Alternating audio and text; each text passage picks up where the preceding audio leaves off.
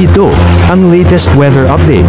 Alamin ang pinakasariwang ulat panahon ngayon dito sa Information TV Educational Channel. Ngayon, meron tayong low pressure area dito sa labas ng ating Philippine Area of Responsibility. Ito'y huling namataan sa layong 430 kilometers northwest ng Pag-asa Island. Mababa naman po yung tsansa neto na maging isang ganap na bagyo at wala rin direktang epekto sa anumang parte ng ating bansa. Samantala, meron tayong tatlong weather system na nakaka-apekto dito sa ating bansa.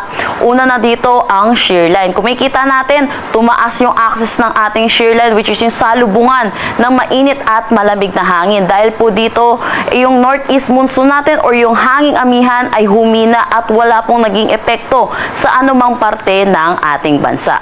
Sa ngayon, itong shear line po natin ay nakaka-apekto dito sa may extreme northern Luzon.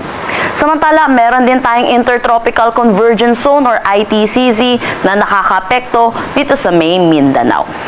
Samantala, meron tayong easterlies din na nakaka-apekto naman dito sa may Metro Manila at malaking bahagi ng ating bansa.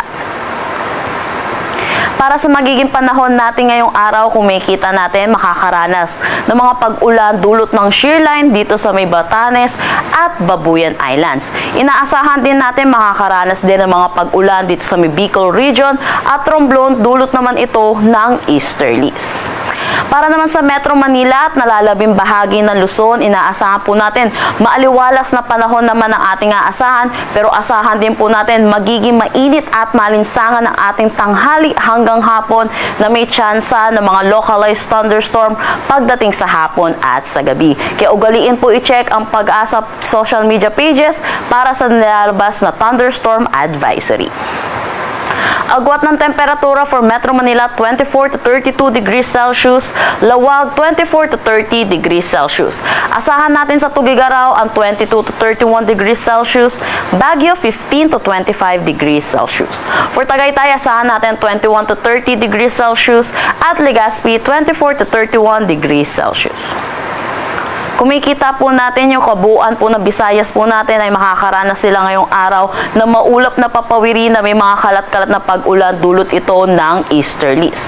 Samantala, inaasahan naman natin dito sa may Caraga, Davao Region, Camiguin, Misamis Oriental at Bukidnon, makakaranas din sila ng mga kalat-kalat na pag-ulan dulot naman ito ng Intertropical Convergence Zone.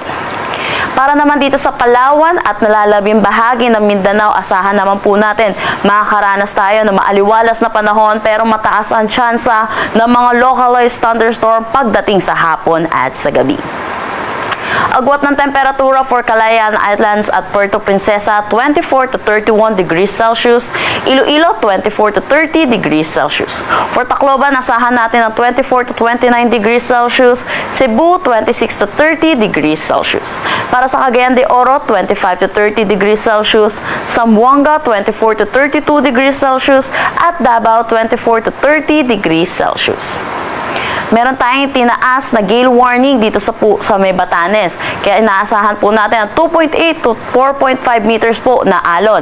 Pinapaalalahanan po natin ang mga kababayan po natin, lalo na po yung may mga sasakyang maliit pandagat na delikado po pumalaot para dito po sa coastal waters ng Batanes. Ang sunrise mamaya ay 6:21 AM at ang sunset mamaya ay 6 PM.